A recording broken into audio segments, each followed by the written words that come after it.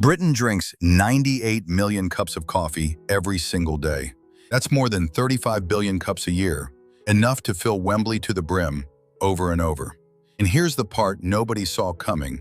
Coffee has officially overtaken tea. We are now a nation of coffee drinkers. But while you're queuing on the high street or stirring a spoonful of instant before work, here's a question nobody's asking. What is actually in that cup? Because the truth is, some of the biggest names you trust, the ones on every supermarket shelf and every street corner, are quietly feeding you sugar, processing chemicals, and a sourcing story that falls apart the moment you look closely. Today I'm naming 9 coffee brands betraying their customers and the handful you can actually trust. Stay till the end, because number 1 comes with a literal warning on the tin. Let's start with the biggest name in the country. Number 9. Starbucks. Starbucks built its whole image on ethics, fair farmers, green credentials, that comfy second home feeling. But look past the logo. A Java chip Frappuccino can carry around 80 grams of sugar.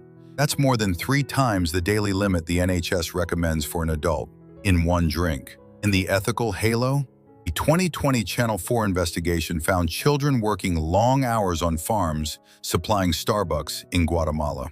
The cozy story and the supply chain don't match. Number 8. Costa. Costa is Britain's high street. It's also owned by Coca-Cola now, a soft drinks company, and it shows. Order a medium strawberries and cream Frostino, and you're drinking 420 calories, 35 grams of sugar, and 11 grams of saturated fat. That's over half your daily saturated fat in a coffee that's mostly milk, ice, and syrup. It's not a coffee, it's a milkshake wearing a coffee's coat. Number 7. Nescafé. The nation's favorite instant, the red mug in millions of kitchens. Here's the problem. Roasting coffee creates acrylamide, a compound the International Cancer Agency lists as a probable human carcinogen. It's in all coffee, but levels run notably higher in instant. 1 cup won't hurt you, but if instant is your all-day, 6 mugs at the desk habit, that adds up. And ask yourself honestly, does it ever actually taste good, or have you just got used to it? Number 6. Kenco.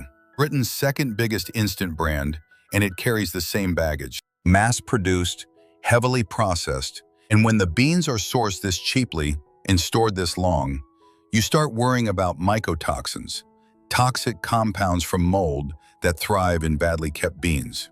That's exactly why every coffee expert says buy fresh, buy traceable.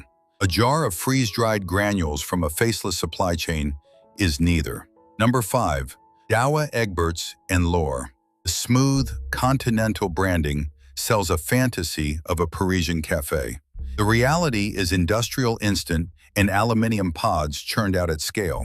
Premium price, supermarket-grade beans, and a sustainability story that's mostly clever packaging. You're paying for the accent, not the coffee. Number 4. Nespresso. The classy one. The recyclable aluminium pods, the film star adverts, the promise of European sophistication. But aluminium being recyclable and aluminium actually getting recycled are 2 very different things. A huge share of those little capsules still end up in landfill. Nespresso also fought for years to stop you using cheaper pods from other brands in your own machine. And the same 2020 investigation that hit Starbucks found child labor on farms in Nespresso's supply chain too. So much for sophistication. Quick favor before we go on. If you're finding this useful, tap subscribe. It genuinely helps. Right, back to it. Number 3. Tassimo. If Nespresso is the worst offender on price lock-in, Tassimo is the worst on waste. Those tea discs mix plastic, foil, and an aluminium ring, a combination that's a nightmare to recycle, so most just go in the bin. You're brewing a single cup and binning a tiny, multi-material parcel every time. Convenient for you, a disaster for the planet, 1 mug at a time. Number 2. Bulletproof butter coffee. This is the wellness trap. The pitch is irresistible. Blend your coffee with butter or MCT oil and unlock superhuman focus and effortless weight loss. The catch? A single cup can carry over 400 calories and around 50 grams of fat, most of it saturated. The British Heart Association is clear. We should be cutting saturated fat, not pouring it into a mug at breakfast. Coffee is supposed to help your heart. This does the opposite and charges you a premium for the privilege. Number 1. Death Wish coffee. This one isn't hiding anything. The warning is right there on the tin, and yes, you can buy it here. Marketed as the world's strongest coffee, it uses a Robusta blend to crank the caffeine to roughly 650 to 728 milligrams in a single mug. That's around 4 times what's in a normal cup, and well past the safe daily limit in one go. For anyone with an undiagnosed heart condition, anxiety, high blood pressure, or on certain medications, that's not a buzz, that's a real risk. When your morning coffee comes with a hazard label, take the hint. So if you'd rather not gamble with your health, your wallet, or the farmers growing your beans, here are the brands actually worth your money. Number 4. Perkle. Britain's original ethical ground coffee, and still one of the most certified going. Fair Trade, Rainforest Alliance, and Soil Association Organic. Plus, it's gone plastic-free. Roasted right here in the UK. No greenwashing, just the paperwork to back it up, and a genuinely smooth cup. Number 3. Taylors of Harrogate. A proper British heritage brand. Royal warrant and all. All their coffee is Rainforest Alliance certified.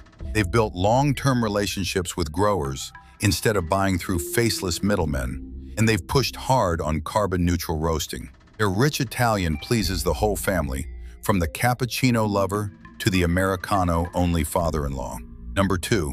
Café Direct. This was Britain's very first fair trade coffee brand. They didn't follow the trend, they started it. They reinvest around half their profits straight back into the farming communities they buy from. Millions of pounds return to growers, and they roast single-origin beans in London. If you want your conscience as clean as your cup, the Machu Picchu blend is a brilliant place to start. Number 1. Union Hand Roasted, the gold standard. Union runs a direct trade model. They work straight with farmers and pay significantly above even fair trade prices because top quality earns it.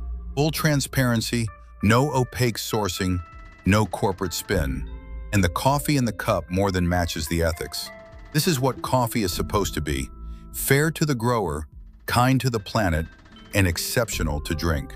So next time you're stood in the supermarket aisle or tapping your card on the high street, remember, you're not just buying a drink, you're casting a vote. Pick the brands cutting corners out of your basket and back the ones doing it right. Next time, we're pulling apart another great British breakfast favorite that the big brands have quietly ruined. You won't look at it the same way again. And remember, the prices are real now. Cod genuinely has shot up, so don't punish the honest shop for charging fairly. Punish the dishonest one that charges cod prices for catfish. Reward the chippy that looks you in the eye and tells you the truth. If this saves you from one overpriced mystery fish supper, do me a favor and send it to the mate who orders chippy every Friday without ever once checking what's in the batter. And subscribe, because next I'm breaking down the exact same game played with your kebab, and that one might genuinely put you off your late-night order for good. Look instead for the things that calm and feed the scalp. Rosemary, light water-soluble conditioning, fragrance-free formulas. Because once the scalp settles down, everything else tends to follow. A practical way to do this: don't panic bin everything tonight. Flip your conditioner over and read the list. Spot DMDM hydantoin or a stack of cone silicones high up the ingredients. That's your cue to switch on your next shop. Only ever put conditioner on the lengths, never the roots. That one habit alone keeps buildup off your follicles. Give a new one a fair run, 6 to 8 weeks, because the hair you're shedding today was set in motion weeks ago. And if the shedding is heavy, sudden, or patchy, that's a GP conversation, not a conditioner one. That's the full picture now.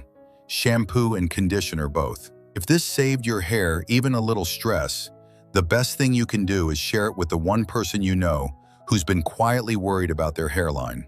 Hit subscribe and turn on the bell, because the next one breaks down the styling products doing the exact same damage. And that list might be the worst of all.